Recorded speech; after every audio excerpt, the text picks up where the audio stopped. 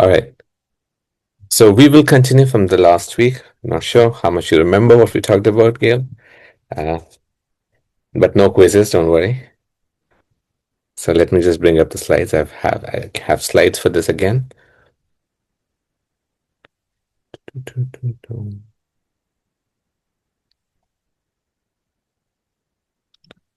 Okay. So you should be hopefully able to see this. Great. All right. So what we're doing is again, purpose, purpose, purpose. Why are we here? We are here so that we can do meditation on twin hearts. That's the main event. But the reason why we normally gather on specific days and in a group is because the impact of any meditations or any spiritual activity when done in a group is multiplied. It's exponentially the energy amount of energy that we are able to bring down into our systems, and hence we do the group meditation. And as for the last few weeks, we have been continuing our discussions on character building to ensure that when this tremendous amount of energy enters our system, it does not lead to magnification of some of the weaknesses. And we are following the framework by Master Choa Kok Sui. And however, this time we have taken a slight detour. It's still part of virtue, especially loving kindness, and focusing a lot on forgiveness. So, a recap from last week: what is it that we cover? We will again talk about what forgiveness is not, why is it important, what are the various layers and depths to it, and how we can actually implement this in our life. At the end of the session, towards after the meditation, we will again practice forgiveness, and we'll talk about it a little bit in terms of the technique today. So everything that we discussed is based on the teachings of Master Choa Kok Sui. Directly, we will be referring to his book, Lotus Sutras again. This one is different. It's called Experiencing Being, which is the Golden Lotus Sutras on life. Some really interesting topics on this one. So curious, if you are curious, do get it. It's on anger, it's on forgiveness, on relationship, love, sex, death. Lots of very interesting topics. But as the session today is on forgiveness, that's what we will focus on. And as I said, everything is based on the teachings of Master Choa Kok Sui, and I have been, I would say, inspired by some of his senior students like Master Ko, Master Steve, Master Hector, Sri Ram from India. So some of the stuff you will hear in his lectures as well. For more details how to access those lectures, take Aratic Yoga. And I've decided from now till October, I will keep plugging Aratic Yoga. So anybody who has not done that, we will get you in a state where you will absolutely want to go ahead and do that. Now, so continuing with our discussion, what again, why should we actually do that? The reason why we want to do forgiveness, and we covered this in detail last week, so we'll keep it short. The purpose of forgiveness is healthy self-interest. The focus is on self, the focusing on making our lives better. There are various components of our lives which can improve our health, our mental well-being, our mental health, physical health, prosperity, if it excites people, which it absolutely excites me. I'm sure it does to a lot of people. So, and there are reasons about prosperity on why forgiveness is super, super important to get there. For more details, refer to the recordings from the last week. And for healers, greater healing power. And the logic behind these these are all very logical in reason. That's the reason why Master Choa's teachings resonates with a lot of us, is because you can actually think about them, you can analyze them, and there's no attempt to make people believe things blindly. So if you think of anger, resentment as energy, and if these energies are the ones which are occupying your system, when I say system, I mean your bodies and your chakras, then there is no room for some of the positive things that you want in our life. And hence it is important to get rid of this, and the act of getting rid of this actively is forgiveness. So moving on, I have a lot to cover this week, so I will not speak too much. I won't spend too much time on recap.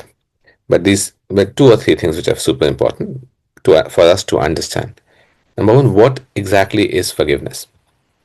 And The For a lot of people, the inability to forgive is because there is not a clear understanding of forgiveness. So there are two or three things which are important on the definition that you see.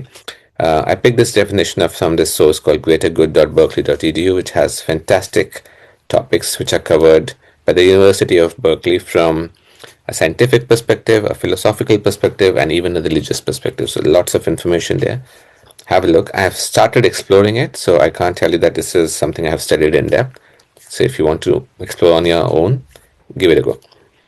But the key things about definition of forgiveness which I wanted to cover was number one, it's a conscious decision. It's a conscious decision plus action. This is not something that happens passively. We are not talking about how time heals all wounds. That's not what we're talking about. We're talking about taking control and making a conscious, deliberate decision and then certain actions around that. That's one. Second is forgiveness is for us. If we are the one trying to practice forgiveness or doing forgiveness or forgiving somebody, we are doing this for us, for the healthy self interest, which we talked about. This is regardless of whether the other person deserves this or not. So it is not about the other person, it is about us. Very, very much focused on us. We become better for other people and humanity. So there's a lot of altruism going on there. But this is not about, hey, the other person deserves it or not. And we'll talk about it for another few minutes. Let's also look at what forgiveness is not. And we covered these also in detail the last week. But again, important to repeat this because this is again, these are what I call barriers to forgiveness, and we'll talk about those. Forgiveness is not accepting or justifying the offense. It is not about rationalizing in your head that what happened is okay. No, it's not okay, and hence forgiveness is needed. Second, it is not about invalidating your own experience. It is not about thinking ourselves into believing that what we are upset about never really happened. Maybe we are being too sensitive about it. The other person did not mean it, and that you are the problem. No, it's not about that. Something happened. It had a negative impact on you. Uh, Maybe you feel hurt. Maybe you feel angry. Maybe you feel really low about things. It is having an impact. So there is an impact. This is not about invalidating that. Third, again, it is not about excuses or glossing over things. I was treated in a certain manner or I had a bad experience because of a person or a group of people, but it's okay, they had a valid reason for that. No, there is no valid reason. We are not trying to justify anybody. Something happens. So forgiveness is not about hypnotizing ourselves into believing that nothing happened. Forgiveness is not about forgetting. It is not about, and there was a very nice bumper sticker quote that I got last time. Yes, with forgiveness, memories do not go away, the misery goes away. So that is very, very important to understand that the act of forgiveness does not mean that we forget what happened, because a lot of people define forgiveness or try to define forgiveness as, hey, if you have truly forgiven, the next time you see the person, you will react as if nothing has happened. Absolutely not. Not as per teachings of Master Choa. You will forget. You should not feel anger, resentment towards a person, but you are very, very aware of the reasons why something happened. So that is very, very important. Lastly, forgiveness does not mean you need to continue the way things are. It has other components to it, right? And this is where the depth here kind of comes into picture. What is inner forgiveness? What is outer forgiveness? We talked about it last time. Inner forgiveness is for all. So because inner forgiveness is very much focused on healthy self-interest. Outer forgiveness needs to be on case-by-case basis, and we talked about a few examples last week on why, as Master Choa says, if we do not practice outer forgiveness, there will be chaos in the society.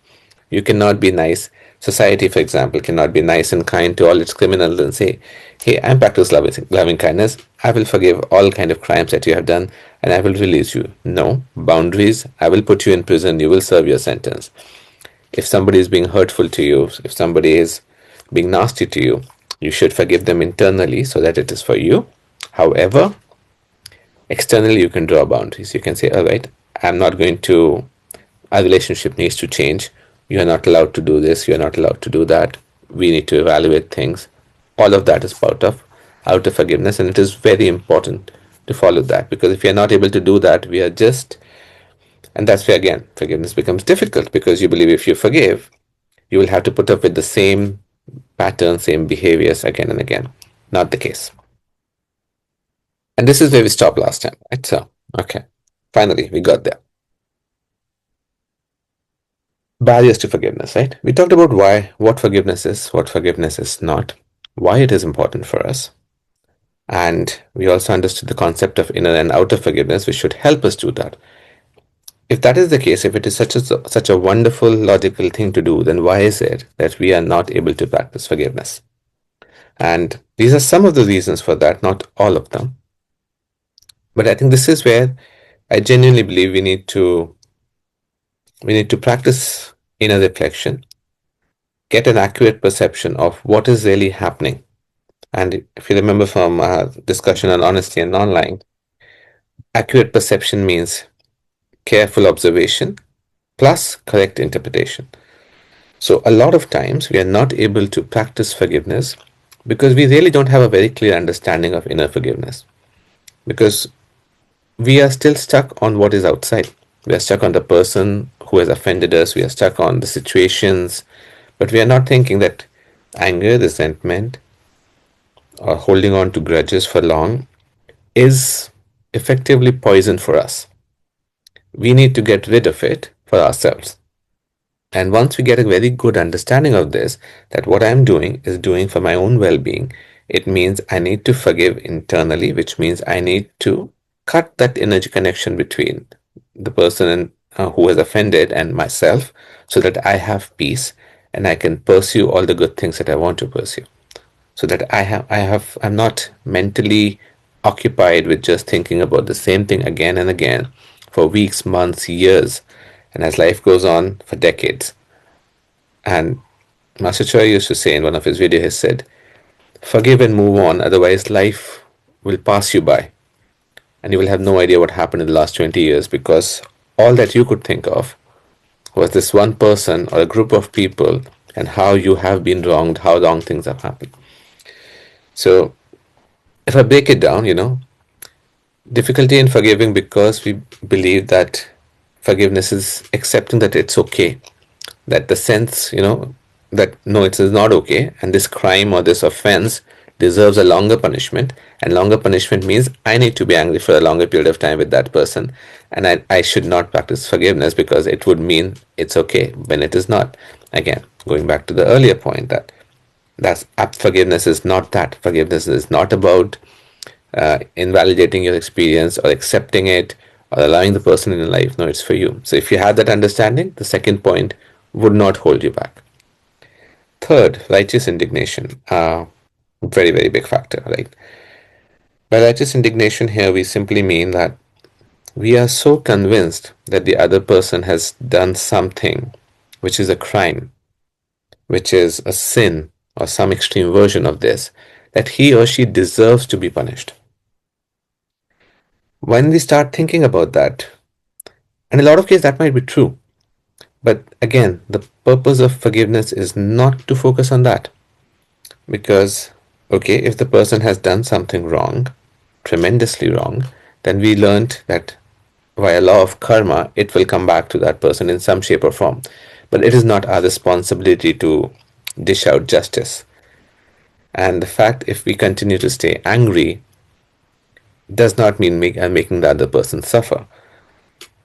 I'm sure all of us have been in a situation where we realize that we are angry at somebody, we are upset at somebody, we spend so much time thinking about those actions and how he or she should apologize to me, how this should happen, how that should happen, how things need to be set right in some shape or form. And then you come across the other person and you realize he or she has moved on in life, not even bothered about it. You are the one who has just been thinking about it, giving it energy, and the only person you're harming is yourself. So again, if there's a clear understanding of inner forgiveness, then you know that you're doing this for yourself. You can draw boundaries and forget about it. It doesn't matter because again, this is for us. Another bit is that forgiveness is acceptance. It's not. As we discussed, forgiveness is not acceptance. Forgiveness is for our own peace, and then we can draw boundaries and see how we want to deal with the person or the situation or the group of people. The fifth one, and this requires a bit of thinking, inability to practice outer forgiveness. What do I mean by that? Um, Sometimes we know, and well, a lot of times we know in situations where we find ourselves getting hurt, abused, used, or any version of this, and we know that it is time to draw boundaries and exit that situation. It is time to have the harder conversations with the other person or a group of people, and let them know that what they are doing is not okay, and or if what they are doing, if they continue to do, we need to walk away, draw some kind of boundary. But we don't want to do that because we find ourselves incapable of doing that. We are not able to do it. We are not able to confront. We are not able to have the right conversations. We are not able to deal with it. And maybe we don't have the skills or the training to do that. And this is maybe where therapy will be very helpful for people. But whatever the reasons, once we do not have the ability to do that, not practice out of forgiveness, we pretend to forgive and the hurt stays with us. Once we do that, that is not forgiveness because you could convince yourself and the other person that things are okay, but internally you know things are not okay, which means you're still suffering, which was the whole point of practicing forgiveness, was to stop suffering and misery to ourselves. But we didn't do that. And that is one big reason. It needs courage, it needs practice, it needs ability to look at the situation and decide what I need to do, and then to go ahead and do that. And sometimes our inability to do that stops us from practicing forgiveness. So again, it's a very difficult and tricky situation. I'm sure some of us at least have been in that situation once in a while. The next one, this actually makes me laugh because I have gone through this myself. That and this is something you will see in spiritual paths a lot. People maybe in Arahatic school, maybe practicing Arahatic yoga or any other thing. And this happened to me, so I'll give you my own example. I've been practicing or have learned these teachings for more than like a decade and a half or something. I got to one point that, hey, I have so many techniques to practice forgiveness, to practice loving kindness, to make sure I'm not angry, upset, that I don't hold on to things, etc., etc. I have so many techniques. I'm going to practice them. I practiced them for years, and I'm like, well, great, look at this. By practicing these techniques, I have mastered, or I have a good level of control over anger and resentment towards a particular person. I don't need to forgive anymore. It's done. It's closed. And it made me realize much later that how deluded I am. And this is also simply uh, a form of pride. I'm just fooling myself that, hey, I have practiced the techniques. And again, blue triangles and Hatha yoga help us surgically remove a lot of things. So once you actually do them, you can get to a situation where you think, oh, look at me, I have done everything right. I'm done with this. I don't need to practice. Boom. Something happens and you realize that you do. And it's not like it's going to come back and bite you, but it almost sounds like a missed opportunity. So if you stop practicing forgiveness for like 6 months, a year, just because you thought you don't have to, and then you realize, hey, I could have done so much work on myself to be in a better position, but I'm not. So again, this is quite possible, as in my case, because probably of pride. Second, simply lack of awareness. People, hey, I'm a very happy-go kind of person, so I don't get offended. It's okay, he said something, it doesn't bother me. But we are just hiding our emotional hurt by taking a position like that. So it is very, very important. That's why, and we'll talk about it, why inner reflection is so, so important in understanding that. Other possible reasons why people are unable to forgive. I'll focus on the last one for a second. Sometimes things go on for such a long time that anger, resentment towards a certain person is all we know. And we really don't know what we will do once we let go of that. And we just hang on to that. The situation has passed. Maybe the person has transformed themselves. They have become a much better person to you. And this is something that happens with forgiveness, right? Okay. a quick side story, benefits of forgiveness is, and this is again based on personal experience.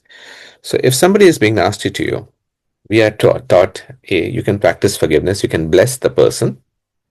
When you do that, the energy between the two of you changes, and the person's behavior towards you can change, or the person can somehow get removed from your life.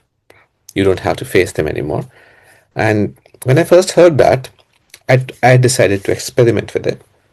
And I had a very nasty boss at work who was mean to everybody, no exceptions, right? And I decided to practice this on for, I don't remember for how long I did that, but definitely weeks and months. I would sit down and practice the forgiveness technique to this person, because every day he will do something that either will upset me, or I will see him do something that he's upsetting other people. Some people like to manage by fear. He was that kind of a person that, okay, let me just keep everybody on a leash, and that's how I'm going to manage. It was really annoying. So I started practicing forgiveness, and after a few months, I realized the person is becoming nicer to me. A, he became neutral. B, he became nicer. And I could actually have a logical conversation, and we could agree on things and we could work. So I commented to some of my colleagues, hey, look at this guy. He has really changed himself. He's so nice now. And they all looked at me as if I'm crazy. And I'm like, what are you talking about? He is so mean. And that's when I realized that this person continued to be mean with everybody else, but he was for some reason nice to me. And I had no other explanation than the fact that I was practicing forgiveness on a regular basis. I continued, I didn't stop. And a few months later, situation changed somehow, our work situation, and I moved to a different country. I came here to the UK.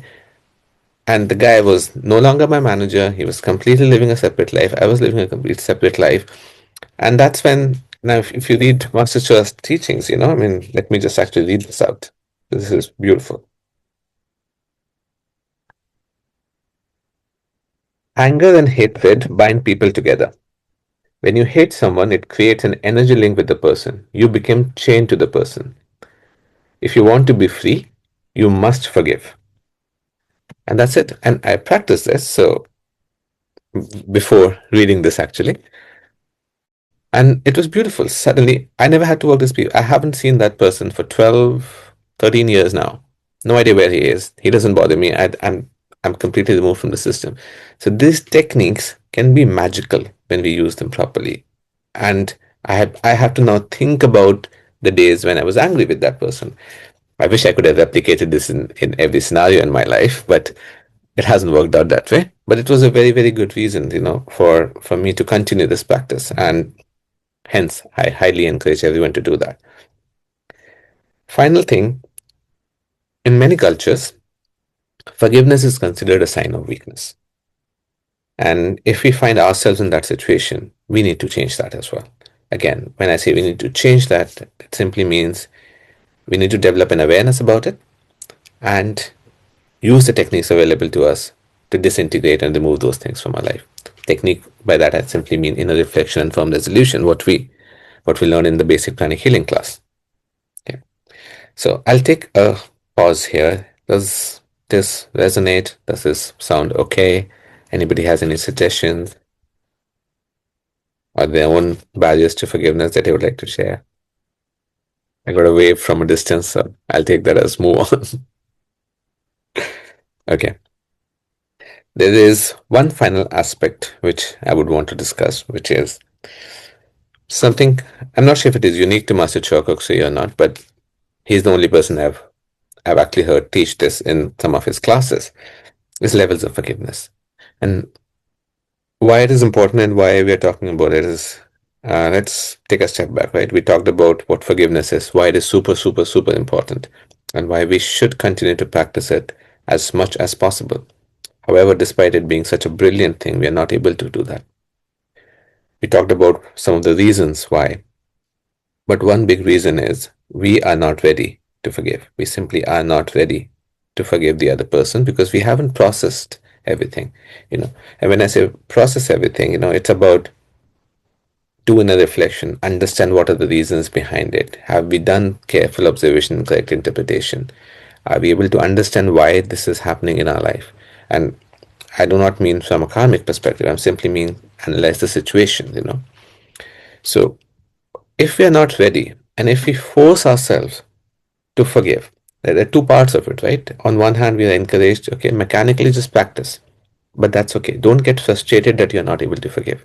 Because there will be a time when we will be able to practice forgiveness. And this is when Master Choa talks about different levels. As you can see on the screen, it goes from 1 to 7. And level 1 is about people who, I haven't come across this myself, but we hear about this all the time, that people, when they're about to die, or they get really, really old, they want to make peace. They're like, okay, we have been holding on to this grudge for a long time. Let's make peace. Right? There's a beautiful video by Master Choa where he actually covers all of this, and I hope it becomes available soon. But the concept is really, really important. Then, for some people, it takes decades, years, months. And the target which Master Choa gives to his students would be to do that within a few hours or a few minutes. Now, this is difficult. Okay, not impossible, but it is difficult. And I think everybody needs to be realistic, because if people believe that I should be able, because I have learned something, or I need to practice forgiveness, even though it is for my own good, I should be able to do it like this. It doesn't work that way. We are not able to do it, just by snapping our fingers or within a minute. And that's not a reason to give up. That's why I think it is a very, very good idea to develop acceptance about something. If you remember, we talked about know thyself. Why it is so important to understand who we are, how we behave, what our patterns are. If my pattern is that, hey, look, it's going to take me a couple of days to just put the situation aside, then I will revisit that and see. I need to breathe first. Then that's me. I should take a couple of days before I jump into trying to be the good person and forgive. You know, if it takes me weeks, if I need to take myself away from the situation, we do that. Then we come back and practice forgiveness. It takes time, it takes work. So there is no reason to be hard on ourselves. Because one of the worst things that we can do is, and this is again, I'm guilty of this, is I'm upset at somebody's behavior, and I don't want to put up with that. For reasons I'm maybe not able to confront and tell the other person. I'm like, okay, I want to forgive. But then I get irritated because I'm not able to forgive. The thought still comes to me. What do we do with that? It is difficult. At that time, A, I'm upset at a certain person, and B, then I start becoming upset with myself that I'm not able to forgive. I mean, it's like a double whammy. I was trying to do something nice, but now I'm twice the amount of irritation is in my system, and that's just no good. And this is where breathe, relax, understand it's going to take you some time, practice it then. And that's the beauty of the teachings as well, that nobody is forcing you to do something. Yes, it is for your own good. But just like eating healthy is for our own good, going to the gym and getting some exercises is for our own good. But every day that we do not do that is not a reason to be harsh with ourselves. So that's probably one thing. And this combined with the understanding of inner forgiveness and outer forgiveness, if we combine these two things, forgive internally, out externally draw boundaries. Second, take your time to do forgiveness. You don't have to do it within minutes. These two things are so, how do I put it? I mean, these two concepts put together make the act of forgiveness much, much easier, much, much simpler, much more doable. And again, why we are doing it? For healthy self-interest. We are doing this for ourselves. I need to take care of myself. I want to think about how to make more money. I want to think about how to improve my relationships. I need to think about what's going to happen with my favorite football team. I don't want to think about other things. And I don't know about you. I have found myself situation. I have been to, and this is again a real life experience. I have been to a live football match watching my favorite team play, and I do not remember half of it because I was thinking about somebody else because I was angry. I missed the whole experience. People end up going to some beautiful places. They're sitting on the beach, but they have no peace because something else is running on their mind. I want to get rid of all of that. That's my interest. That's my healthy self-interest, and because of that, I want to practice forgiveness.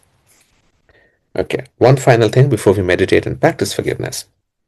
is again, how do we become more effective in practicing forgiveness? And oh, I've made a note for myself that I want to talk about examples from two other books. Let's see if we get to those. No, Gail, don't try to decipher them. I'll tell you what they are. Okay. So Master Choa talks in his teachings that without inner reflection, there is no awareness. Without awareness, there is no transformation. And this is really, really applicable, especially when we come here. It's applicable everywhere. But let's take this lens and analyze this act of forgiveness. What do I mean by that? First things, careful observation. See what has happened. Did someone yell at you? Okay. Was someone berating you? Somebody making you feel low, insulting you, humiliating you, or doing everything in a very subtle, offhandish manner, which you can't prove because there's no direct word attached to that. Okay. If that is happening, your correct interpretation could be, this is behavior that I do not want to put up with, and I need to take action. On the same side, you can also look at this thing. Okay, somebody is yelling at me. For a simple example, you walked into a room, somebody was not expecting you, they jumped out of fear, and the first thing they did, yell at you. Why? Correct interpretation. They were afraid. It's just fear. It's temporary. Okay, do you need to be upset about that? Maybe not. Do you need to knock? Maybe yes. Who knows? But there are various situations which are possible, right? And again, I'm not talking about condoning bad behavior. I'm simply talking about understanding it. Now, if you see that happening, and if the thing has been hurtful to you, what is the correct expression? Practice forgiveness. If you have been hurt and you can see, yes, this is what happened, not an acceptable behavior, but I need to get over that. So, okay, I will forgive. Next, external forgiveness. Do I need to draw boundaries? Or is it a once in a while thing and I can just let go and make a note to myself that if this happens again, I'm going to have a conversation to ensure it doesn't happen again? That could be your correct expression. But the other bit is, and this is difficult to accept about ourselves, so let's talk about others. Have we come across people who are too sensitive? And I'm not using that as an excuse. Have we come across people who are just literally waiting to get offended? A little bit will just push them over the edge. I have come across a lot of people like that. Now, you say something to them, it triggers a whole life story for them and they get super upset. Now, flip the table. Are you that person? Are you somebody who's got baggage in some area? Maybe a situation which happens again and again in your life. So when it happens again, it triggers you and you get upset. Now, the person in front of you, poor guy, maybe he has nothing much to do. Now, if that is the case, now second thing, there's a second aspect to it, right? It's not the situation, it's the person. There is one person who just gets on your nerves. No matter what he or she does, you will get annoyed, you will get angry. If that is the case, any of these things, a situation repeating itself or a person for some reason you need to work on something. But the moment they do something, you're like, I am offended, I am hurt, I am this, I am that, how dare he, how dare she? And what do you do? I have been taught forgiveness, I'm going to practice forgiveness. No, it's incorrect expression. There is no forgiveness necessary. Maybe there is no offense. It is all you. Now, I'm not contradicting what I initially said when I said forgiveness is not invalidating the experience. This is not that. This is just developing an understanding that, hey, and that's why it is easy to just turn the tables and observe. Did you find someone getting so upset at you when you just said hello? Or when you said, hey, can I get you something? Or how was your day? How was your day can trigger a lot of people for some reason. If that is the case, then there is no offense here. There is nothing to forgive. Maybe there is something deeper to forgive, which sits many, many years ago with the same person, or there's a situation which we did not resolve with somebody else that is triggering, so we need to practice forgiveness with somebody else. But with this person, we probably need to ask for forgiveness and not practice forgiveness. Who knows? But if we just sit down and we understand, it will be simpler. The another bit of accurate perception could be, and this comes from loving kindness. Look at the person, is the other person going through a lot of pain and he or she has no channel, so they offloaded on you? That is not right. You need to practice forgiveness, but externally, what is the right expression? Do a healing for them, talk to them, try to make them understand. You know, like there was this, well, no time for that example, so, but we'll move on. But I will cover what's at the bottom of the slide. So, and this is, uh, first is I'm going, let's say, off syllabus. So not Master Choa's books, different books. But some of you must have heard of, I'm sure everybody has heard of Bhagavad Gita, which is one text from India, which was essentially teachings from Lord Krishna. I have a version of that. Uh, I'll talk about this some other time if we actually pick this book again. Brilliant book though, and there are a lot of commentaries by different people, different teachers. I have picked one. The point that I want to again emphasize is what is the correct expression. And in this book, Lord Krishna says forgiveness is not always the correct expression. And I want to highlight that because people, when they come, and this is something I initially felt, that when you get onto a path like this and you're taught about loving kindness, you're taught about forgiveness, you think this is the only thing to do. But here, Lord Krishna talks about no, he talks about pick up a fight. And it's beautiful. I really love it. So bear with me for a second. I'm going to quote from this book. This, well, actually, for copyright's sake, intellectual property. This is the book. Okay, so it is commentary on Bhagavad Gita by a spiritual teacher by the name of Swami Vivekananda. I'm not sure if you've heard of him. If you're curious, text me. I'll send you some information. But let's focus on the message. For all of us in this world, life is a continuous fight. Many a times come when we want to interpret our weakness and cowardice as forgiveness and renunciation. There is no merit in renunciation of a beggar, because he has nothing to renounce. If a person who can strike a mighty blow, there is merit if he forgives. If a person who has something gives up, then there is merit in that. We know how often in our lives, through laziness and cowardice, we give up the battle and try to hypnotize our minds into belief that we are brave or we are kind and forgiving.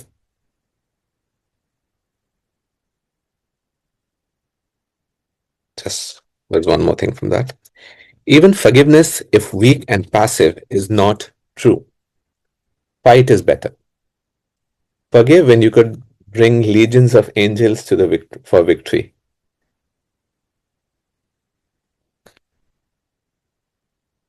There's a lot more, but in the interest of time, I'll stop. But what I want to emphasize is self-delusion. Again, self-delusion. We believe we are being kind, we are being nice, we are being so loving and kind by forgiving, but we are scared of picking the fight. We are scared of doing what really needs to be done. Again, this comes back to my point. We are scared of drawing boundaries and doing what is necessary. And we hypnotize ourselves into believing, hey, I'm the nice guy, I'm so forgiving. But we have forgiven. Why? Because we are scared. A very rudimentary example of this could be, let's imagine, you are not a big guy. Okay, you're somebody like me. And a 6'6" wrestler comes and physically, I don't know, slaps you, punches you or something. You look at him and you're like, I can't take this guy on. So you tell myself, it's okay, I forgive you. But no, you are scared that you will get beaten up really badly. That is the reason why you don't want to pick the fight, when in reality you want to pick the fight. But now you are telling yourself this lie that I am all forgiving, so your physical abuse is forgiven, go in peace. I internally forgive you, externally I will run away from you. But that is not what is happening. what I'm doing in this situation or what a person is doing, let me not project on myself, is being a coward. Maybe still sensible, but that's the real reason. And and again, it comes to this part, inner reflection. Understand your motives, live with that, learn with that, from that, but don't fool yourself. And it is okay. The situation that I described, it is a perfectly nice thing to walk away and not, well, not expose yourself to, a beating of a lifetime. But don't fool yourself. So that's one. Second is, inner forgiveness is proper inner forgiveness when you are genuinely practicing and getting rid of that. So this is, I know, Gail, you're wondering, so I will tell you what that is. ABOAY. It's basically, there's a book called Autobiography of a Yogi. I just got lazy and did not type the whole thing. So there's a very nice story in Autobiography of a Yogi where Yogananda Paramhansa, and the author of the book, who is basically a yogi, as the title says, he's still studying with his master, his teacher, and they are both sitting quietly in a room, and the room is full of mosquitoes, as certain parts of India are in certain seasons. And Yogananda, the young as a young boy, he's really annoyed by the mosquitoes, but he has been taught non-violence, so he cannot kill the mosquitoes. He has to bear the pain. He has to bear the suffering. He looks at the mosquito. He's like, I really want to kill this thing. Okay, his teacher is there, who happens to be somebody who can read minds, as things are, and he looks at the student and says, "Hey, you know what? You might as well kill it, because in your mind you have already done it. So it really doesn't matter if you're abstaining in real life." And this is from a very high level from a teacher, and it goes to when we talked about loving kindness in the first place, that loving kindness starts with in thoughts, then speech, and then actions. So if in your thoughts you're being massively violent about the other person, then inaction or not picking a fight and thinking that you have forgiven, it's useless, because the poison or the ill effects of anger, resentment, hurt, you're still going to experience them. You're not fooling anybody. Nobody is coming to check our homework on forgiveness. It's for us. We need to understand it for ourselves and do it. Okay. On that note, I will take a pause. I've gone over by 10 minutes more than I planned to, but anything anybody would like to add before we meditate? All right. In that case, let's meditate. And let me stop this recording.